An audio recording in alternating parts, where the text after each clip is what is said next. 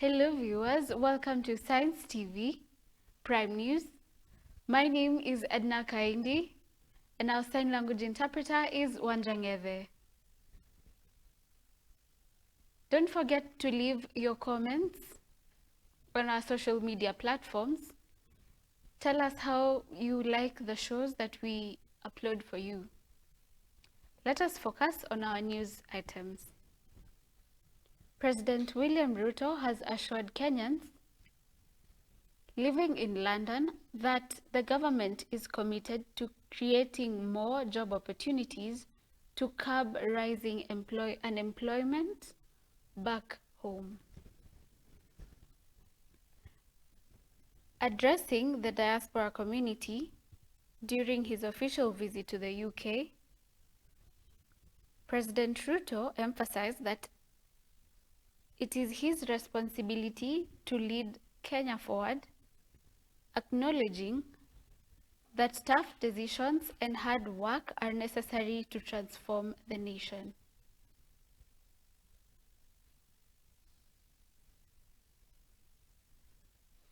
He urged Kenyans abroad to support ongoing development efforts and remain ambassadors of the country. Exchange. I've had the privilege to do this in the New York Stock Exchange and of course Nairobi Stock Exchange. I am looking for the next episode, someone else. For decades, the UK has been a steadfast partner in Kenya's and Africa's development journey, supporting institutional reforms, infrastructure, and market development that continue to shape a much more prosperous and resilient future for our continent. This forum reminds us of the critical role that capital markets play as catalysts for sustainable economic growth and expanded shared prosperity across our region, our countries, and the entire continent. They serve as an efficient mechanism for mobilizing domestic savings, attracting international capital, and channeling resources into long-term investments in infrastructure, innovation, and industrial transformation. Across Africa, we are witnessing the growing potential of equity and debt markets as platforms for financing national development priorities. And I remember making the statement day before yesterday in Spain that sovereign debt is actually an instrument of development. It is not a trap as is currently being configured.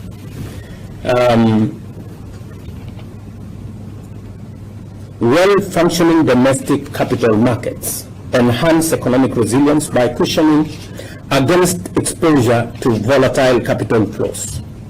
They reduce dependence on external debts, foster transparency and governance, and diversify investment opportunities for both individuals and institutional investors. Kenya is committed to the development of its capital markets, particularly through strengthening the Nairobi Securities Exchange. This commitment is underpinned by strategic reforms and refreshed market-focused strategy under the leadership of the new Nairobi Stock Exchange team. Supported by fiscal consolidation, effective debt management, and a strong currency, these reforms helped the Nairobi Securities Exchange emerge as Africa's top performer in dollar returns last year.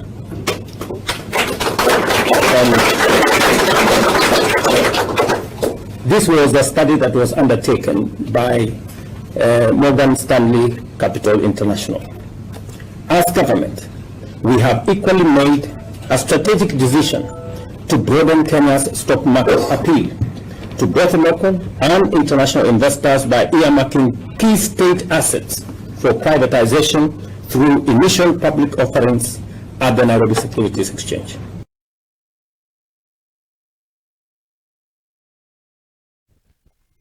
And on to our next news item. The Ministry of Health is set to vaccinate children against typhoid and measles rubella as Kenya battles outbreaks of drug-resistant typhoid and measles in several counties. Health Cabinet Secretary Aden Duale announced that the campaign will target children aged 9 months to 14 years for typhoid and those aged 9 to 59 months for measles rubella.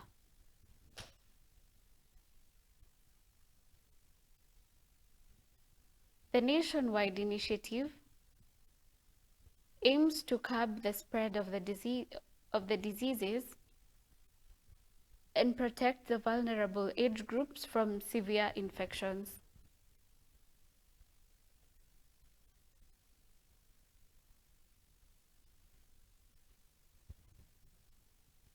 And away from that, President William Ruto has revealed that over 1,000 hospitals have been shut down for submitting fraudulent claims under the Social Health Authority program. Speaking on the efficiency of the new health scheme, Ruto noted that SHA has served over 4.9 million people in just 8 months, far surpassing NHIF's past reach. He directed the Ministry of Health to continue closing any facility involved in malpractice. Health CS Aden Duale confirmed the closure of 35 facilities over the weekend, with SHA suspending services in over 10 counties linked to the scam.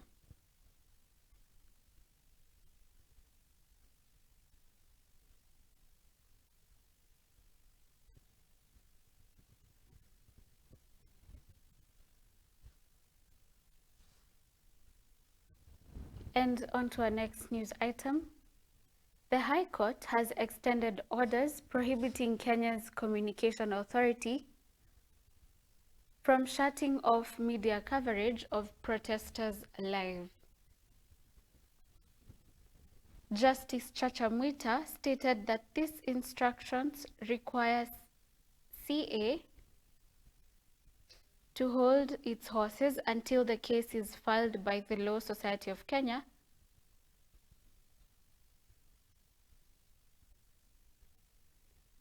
and the KEG, Kenya Editors Guild, is heard and decided. LSK and KEG claim that CA has involved the Constitution has violated the Constitution by ordering that all TV and radio stations stop airing events commemorating Gen Z's 2024 demonstrations.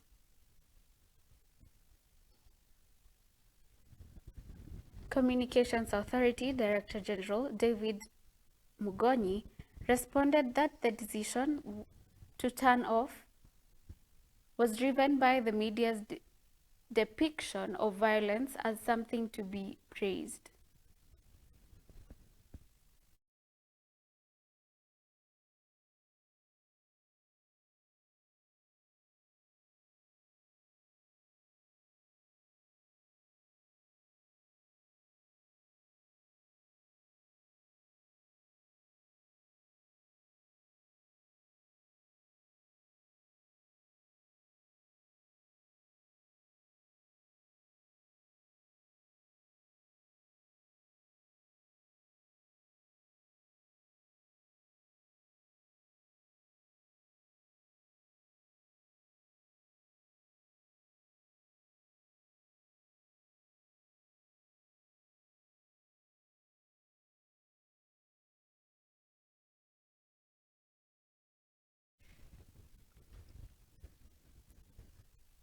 And on to our next story. A 50-year-old man identified as Stephen Oserio was burned to death by an angry mob in Sugumbo area of Kisii County after allegedly confessing to the horrific murder of his wife.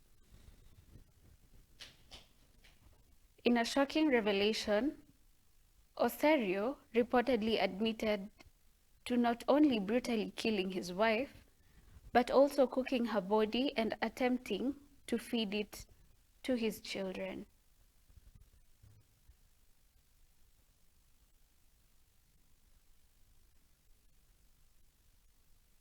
According to Nyamache OCPD, Kipkulei Kipkemoi,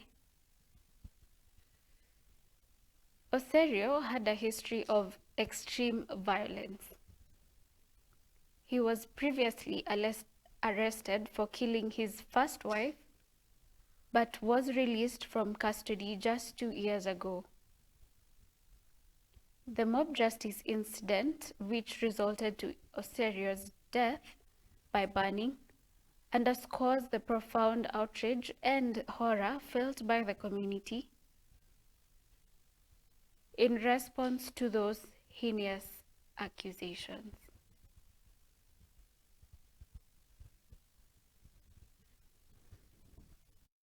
They told him that we go to the home and to establish where is your wife. He started panicking, and then the community picked him and they moved to the home. Immediately they did some ransacking of the compound, and they found some body parts which they suspect to belong to the wife by the name Evelyn Nyaboke. Immediately the community were very angry and they started mob justicing him, and they beat him until he died. In the process, they burned the body. So from there, we got some information that it is not the first time that has been doing so. Si watu wanajua mtu akikosa, mkiona mtu kwa njia akikosa, mtaanza kufikiria mtu aliendanga wapi. Huyu mtu aliendanga wapi? Sio mtu alikuwa wa boma yake akikosa, ama mtu alikuwa wa boma, unasikia kelele. Hii kelele ikosa, usidemotiviza huyu mwenyeji ameenda wapi. Ndio watu waanza kufuatilia. Kaenda wakampata mali yako, tuambie fulani yako wapi. Kwa kifika hapa, nasema uacha tu, nipeleke polisi, nifikirie mpaka mniweke polisi, ndio nifikirie niambie mali yako. Sasa ukifuatilia wapata mwili mali iko.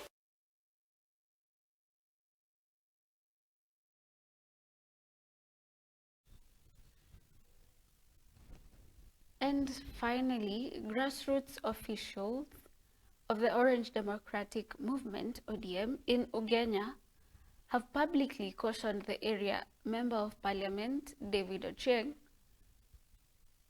to temper his criticism of Siaya Governor James Orengo.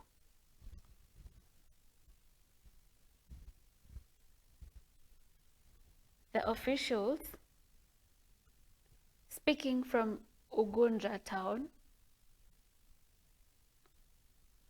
after a branch executive meeting,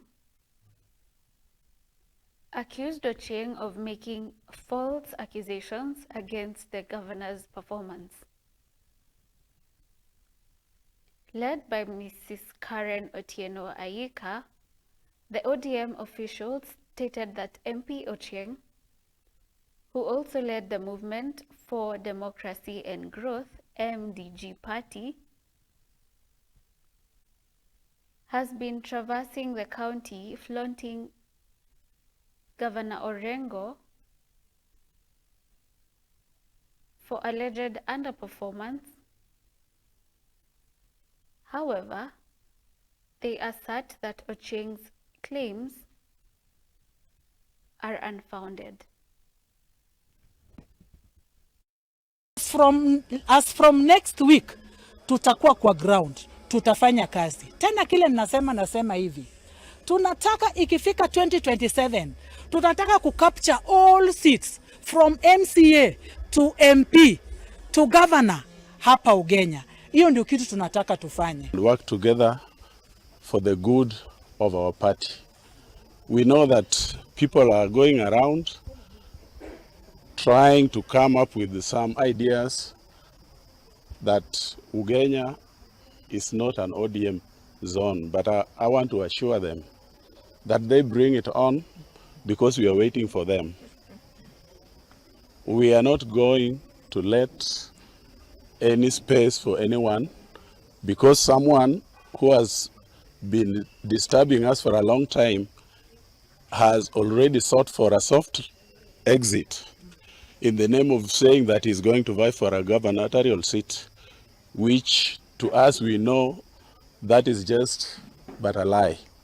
So we tell him to bring it on because we are ready for him, and we know that this time around Ugenya is going to be orange from MCA to the governor, and we are really ready for anything that comes with anything that he wants to do. We know that he is somebody's project, and because he's somebody's project, we are waiting for the owner to tell him that we don't need him around.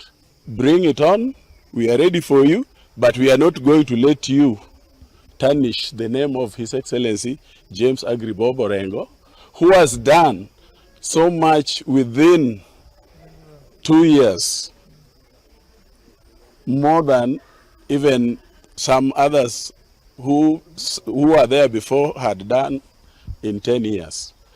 Tunajua vizuri Ugenya ni eneo la ODM. Na vile ni eneo la ODM, tunaomba watu wa Ugenya wote tupate kushirikiana, tuunge chama cha ODM, tukiongozwa na viongozi wetu, tukiongozwa na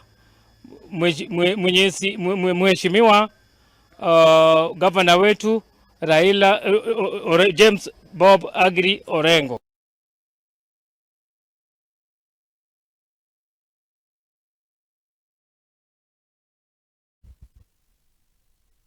We'll be taking a commercial break. We will be back soon with the sports news.